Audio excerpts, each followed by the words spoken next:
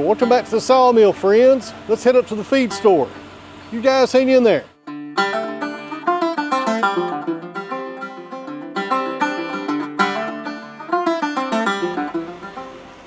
Go potty, George, and we'll get out of here. Go ahead, I'll wait on you. One thing about Chihuahuas, they have to sniff every blade of grass in the yard. All right, careful jumping up.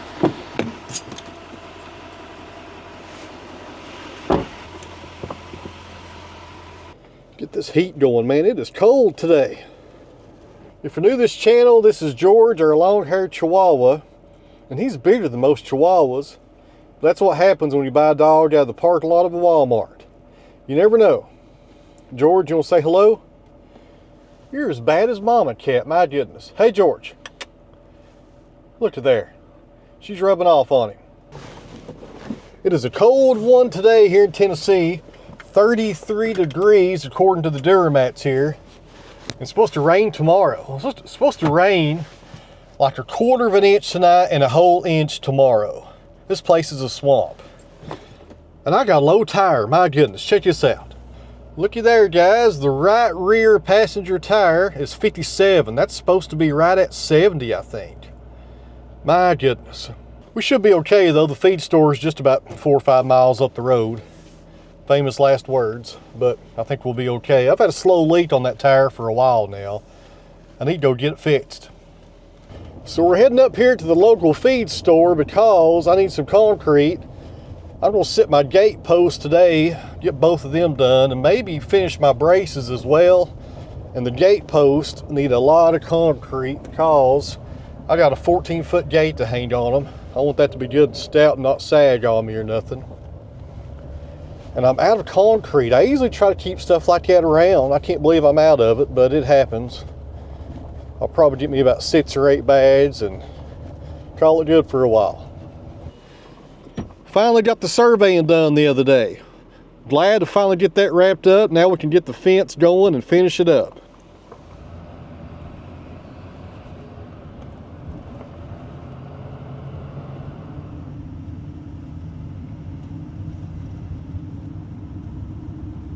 Doing some major road work up through here. I think they're making it wider.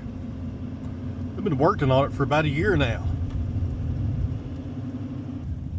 It's a big old excavator right there. And I think we're seeing backlash. I think part of the change coming that we need is the rise of co-ops. Now, I'm not saying better. So too many guys are hinging everything upon, acres, and you should never, glean profit from profitable acres or... Now, George, you guard the truck, okay? I'll be right back. I'll try to find you something in here.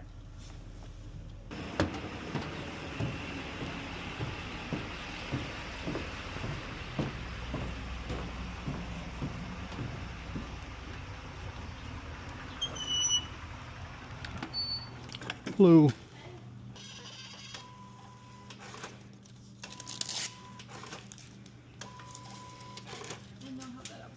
All right, thank you. Thank you.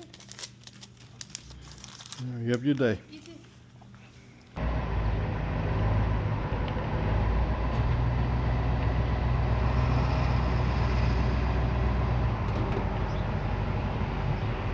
too. You too. That will get much better tomorrow either. Well, maybe it gets better.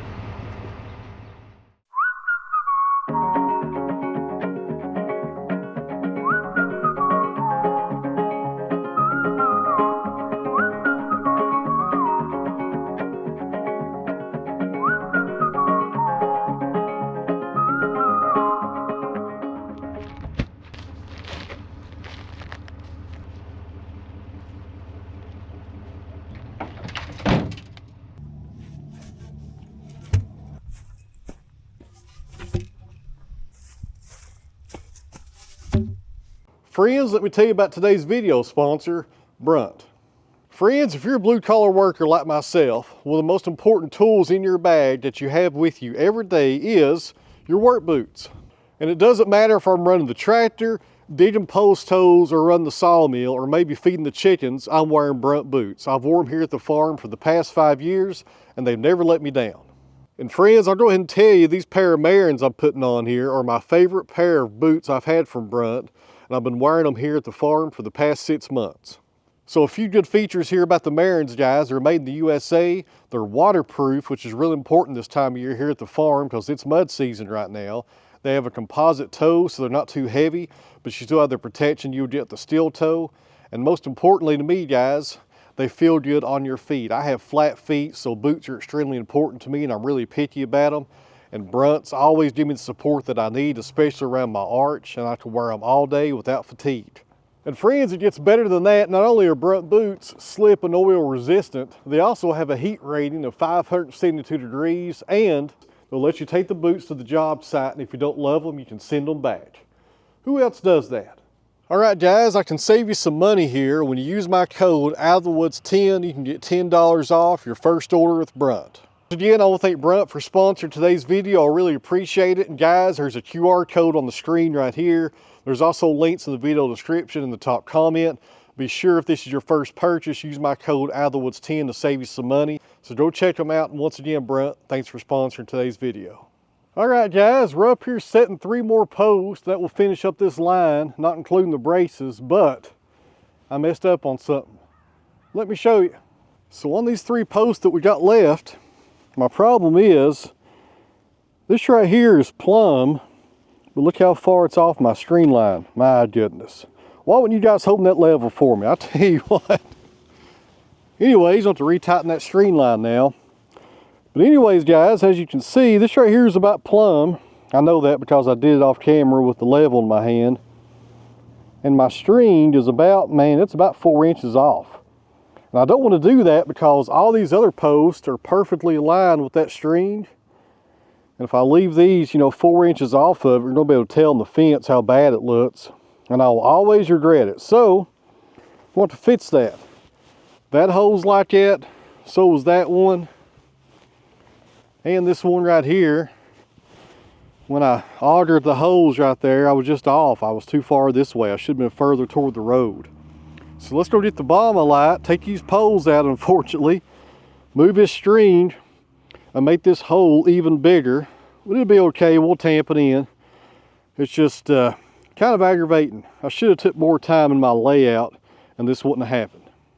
This right here is a good example of everything does not go as planned, even on YouTube. Even though you watch a video and it looks like everything went perfect, stuff like this probably happened, but people didn't show it. But I like showing you guys when I mess up because it may help one of y'all out there one day, because I mess up a lot.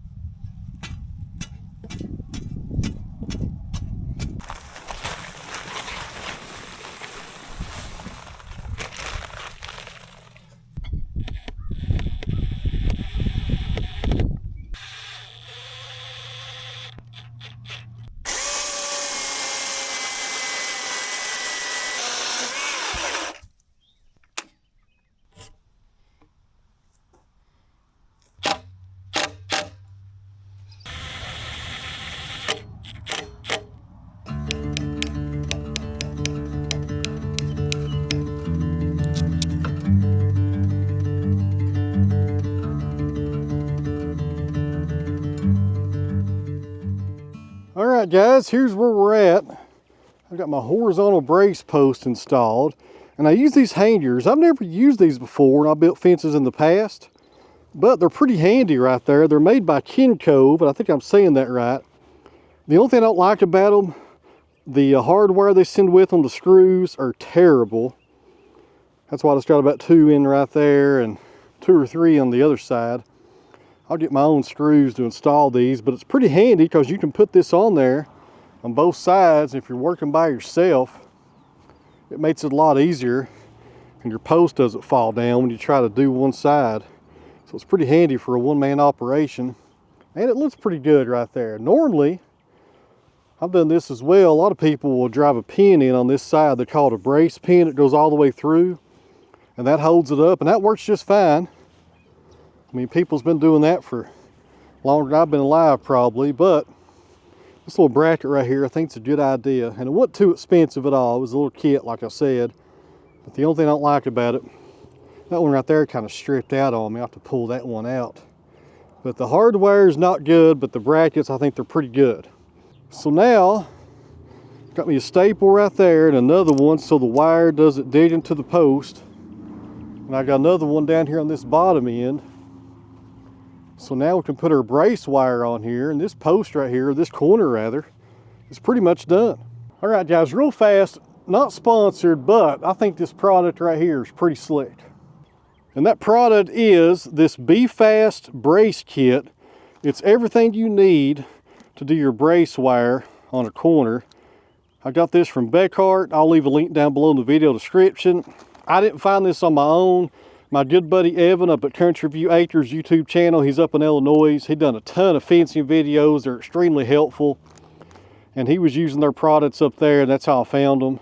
But I think it's going to work out pretty good. It's going to be a real fast way to brace a post with our wire right here. Everything we need is in here except for the tool that you use on the gripple to tension it. And I had to buy that separately. It was kind of expensive, but I think it was worth it.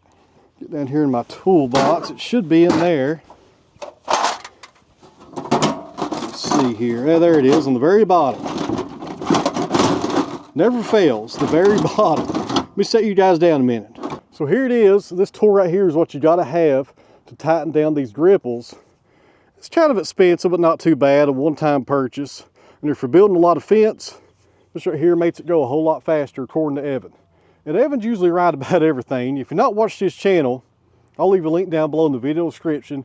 It's called Country View Acres.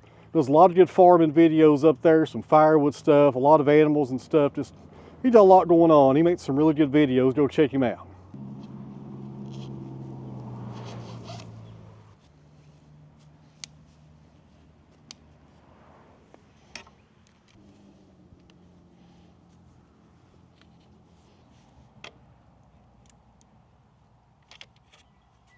All right, guys, that looks pretty good. I've not done this in probably 10 years or so. It's been a while since I built a fence.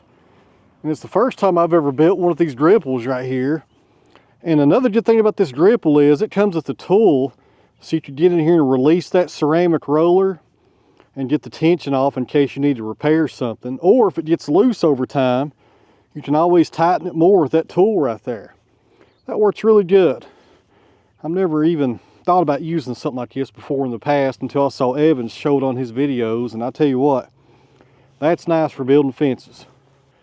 And once again, not sponsored by Beckhart or Gripple, but I will leave links in the video description to Amazon. That's where I bought all these tools at, and the gripples as well.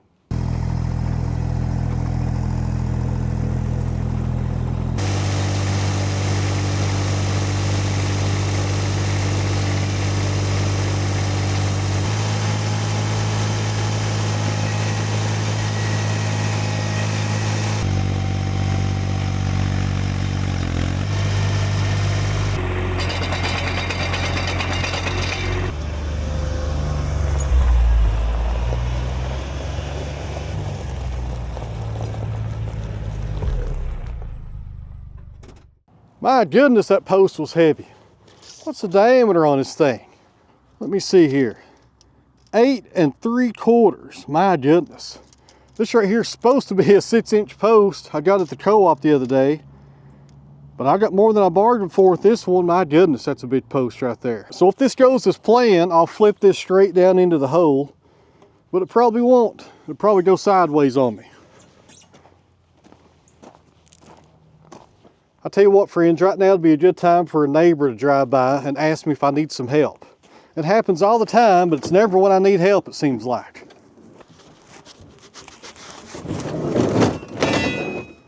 Well, that could have been bad, but kept it from rolling off. I'll tell you what, guys, after this one right here, I think I am done for the day.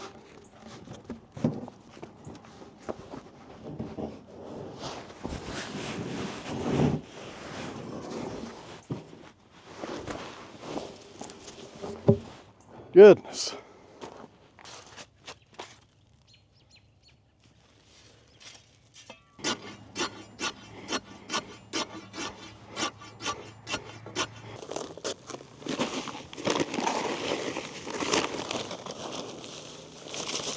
So anyways, guys, thanks for sticking in there with me on this video.